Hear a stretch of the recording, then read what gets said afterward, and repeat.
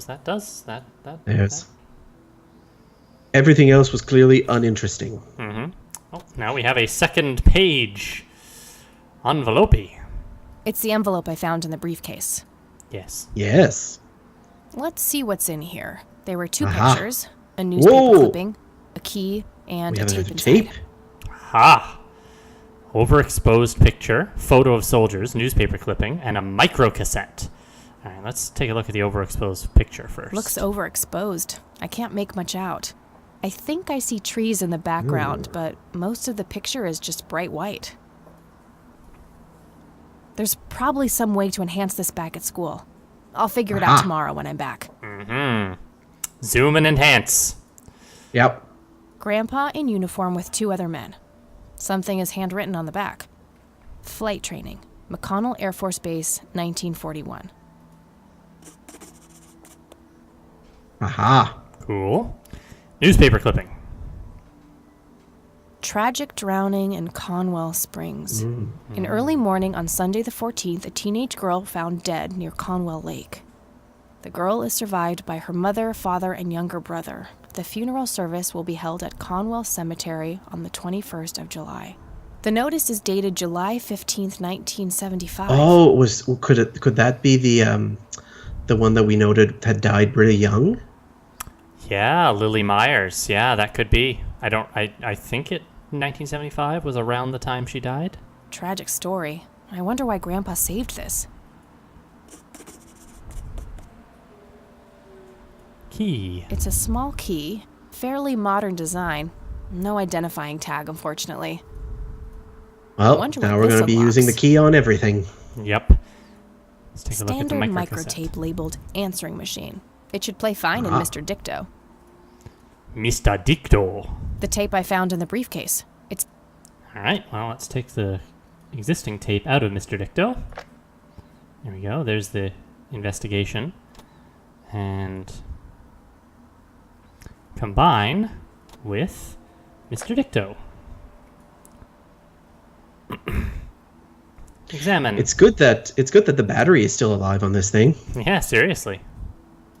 You've reached the Rain residence. Leave a message after the beep. Hello, Joseph, Mrs. Rain. It's me, Charles. I thought I'd give you a call. Erica just had her firstborn. It's a boy.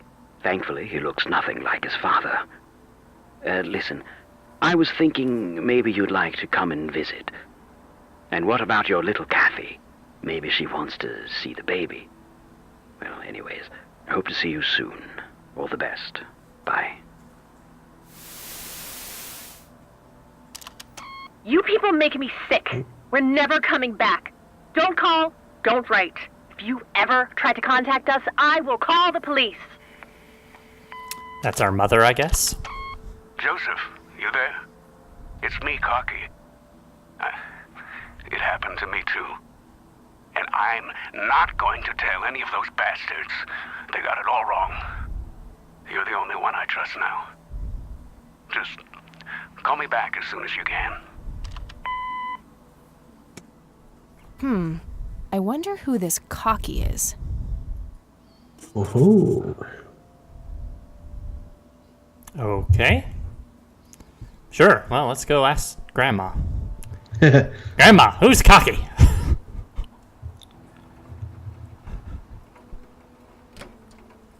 Earlier about the key, Brad said, "It's not a key. It's better. Oh, it's a hello, picture dear. of a key." It's true. All right, Grandma. You got some splaining to do. Mind if we talk for a bit, Grandma? Not at all, dear. What's on your mind? McConnell Air Force Base. Can you tell me anything about McConnell Air Force Base? It's not very far from Conwell Springs. Joseph was stationed there for some time during the war. I believe they're still training young pilots there today. Which war is this? Did they say? I'm assuming, given her was it grandfather's. Vietnam? I was going to say, given her grandfather's age, it would have to be either Korea or Vietnam. So, when did Grandpa enlist in the Air Force? Oh, it was barely past the honeymoon when Joseph left to fight in that terrible war. together with his best friend Charles and my brother Andrew. Charles, that was the first guy on the answering machine. Yes. Those were nerve-wracking years. I was so worried I thought I would burst. Every short visit from Joseph was a joy, but he kept going back to the front, to my great dismay. When I told Joseph about being pregnant with your father, he finally realized that enough was enough. He had done his duty. Shortly thereafter, he returned to a quiet farmer's life in this very house, helping your great-grandfather with the crops, until he passed. Do you know anything about a young girl drowning around here? Oh, yes. It was the saddest thing. She was only 16. We never really knew the family. They preferred to keep to themselves. Do you remember the name of the girl or her family? I'm awfully sorry, dear. I just can't recall. It's Lily Myers. That's okay, Grandma. I was just wondering why Grandpa would have wanted to save this. Joseph was always affected by the tragedy of others. Perhaps he wanted to do something for the family. In any case, he didn't speak to me about it. Does the nickname Cocky mean anything to you? Sounds vaguely familiar. It reminds me of the aviator call signs Joseph and his friends gave one another. Mm-hmm. Joseph was vigilante. I can't count the number of times he got into trouble for breaking the rules. To this day, I have no idea how he always managed to land on his feet. Must be hereditary, given the things I've gotten away with. Every time I wake up, I am genuinely surprised that I'm not in jail. I'm sure it's not that bad, dear. But to get back to the subject, you don't have any idea of who this Cocky is? I'm afraid not, but the Air Force might be a good place to start.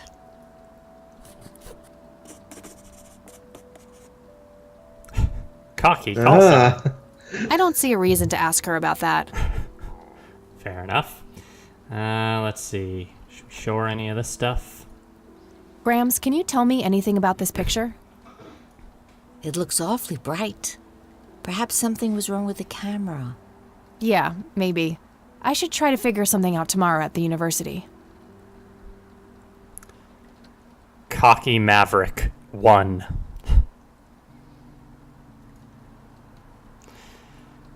Look at this photo I found in the locked briefcase. Goodness, I haven't seen that picture in years. This was taken when Joseph was stationed at McConnell Air Force Base. That's him right there on the left. What about the other two? I don't remember the name of the smiling man in the back.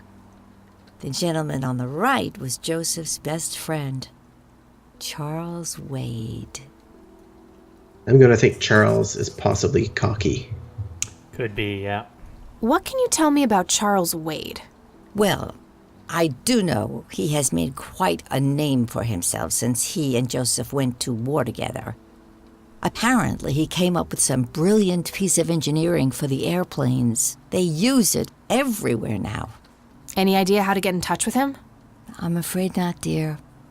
I haven't seen him for years. He and Joseph grew apart before you were born.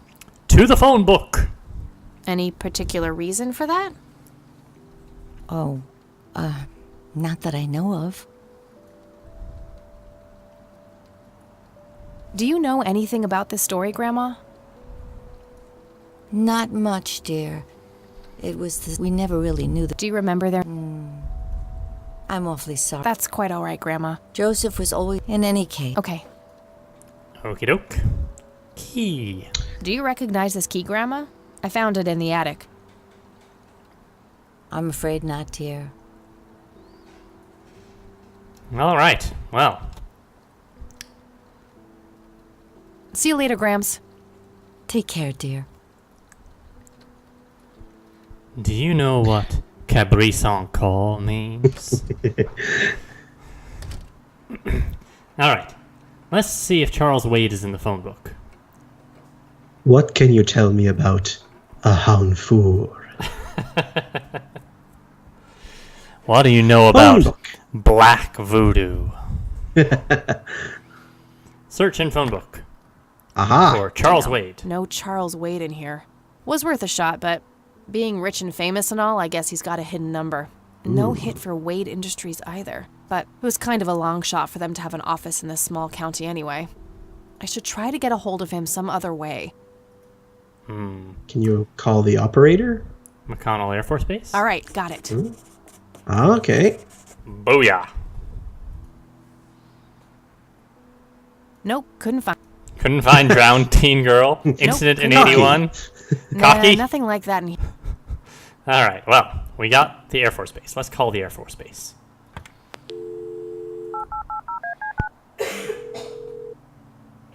Maybe call the dorm room too, see if Eileen Yeah. pick up. McConnell Air Force Base, how can I help you? Ooh. Hi, I was just wondering if you had time to answer a few questions. Sure thing, ma'am. Ask away. What should we ask about first? Charles Wade? Or Cocky? Yeah. Maybe Charles Wade first. I'm trying to get a hold of Charles Wade. Would you happen to know how to reach him? I'm sorry, ma'am, but Charles Wade is a public figure. He has explicitly asked us not to provide his contact details to anyone. Is there any way you can make an exception? I really need to talk to Mr. Wade. No can do. I can't really help you out unless you have some sort of official business. Plead with him, pretend to be a cop, or give up. Let's plead But with him. what if it was a matter of life and death? Ma'am, if you're in a life-threatening situation, I suggest you call 911. Cocky? Do you recognize the aviator call sign, Cocky? Afraid not, ma'am. I know all the call signs here, and I'm positive it's not one of them. This isn't current, though. It might have been used as early as World War II. Oh, so maybe World it was War World II. How old? Her grandfather was born in the 20s. Yeah, I guess if he was like, if he had enlisted Yeah, in the late teens, in early the 20s. late teens. Yeah, I suppose. Yeah, I guess he would have been in World War II then. Oh, that's unfortunate. We don't keep any official records of call signs. The only option I can think of is to get a hold of somebody who was around back then. Yeah, Well, so that's in- why we in- need to get. In that case, do you know the phone number for Charles Wade? Any suggestions? The only person I can think of who is still alive would be Charles Wade. Yeah. All right, thanks. My Yeah. pleasure, ma'am. Anything else I can help you with? Yes. Charles Wade, please. Charles Wade, please. What can you tell me about McConnell Air Force Base? This is one of the oldest Air Force bases in the U.S., established during World War I. The main purpose of it is to train fighter pilots. The McConnell Flight School is well-renowned all around the country. In the late 80s, the school started accepting a limited number of civilian applicants due to the high demand. Some of the most famous dogfighters in U.S. history, such as Ethan Fireball Jenkins, Joseph Vigilante Rain, and Brett Saber Myers trained at this very base. Myers. Oh. Charles Wade, the great industrialist, did too. Some claim that many of his revolutionary ideas came from the former chief mechanic here, the late Niles Bloom. Niles Bloom. Interesting. Thanks for the history lesson. I don't see a reason to ask him about that. Brad says, how does he know those call signs? They don't track them. Do you know anything about what happened to Indeed. Joseph Rain in 81? I know that he was no longer stationed here at the base at that time. He'd left the Air Force decades earlier. But as a Conwell Springs citizen, sure, I've heard the rumors just like everybody else. How he was found by the sheriff all messed up, walking out of the woods with some kind of unexplained brain damage. Any theory as to what he was doing out there? I'm afraid not, ma'am. But I'm positive that it had nothing to do with this base or our operations here. Okay, what can you tell me about his service at McConnell? Well, Joseph Rain is a legend around here. This pile of metals weighs more than my car. I was fortunate enough to meet him before he suffered his injury, and I must say, what an inspiring man. I'm positive that he would have made general if he'd stuck around. Any idea of why he quit? He looks so happy in the pictures from the war. Oh, your family, ma'am? Granddaughter.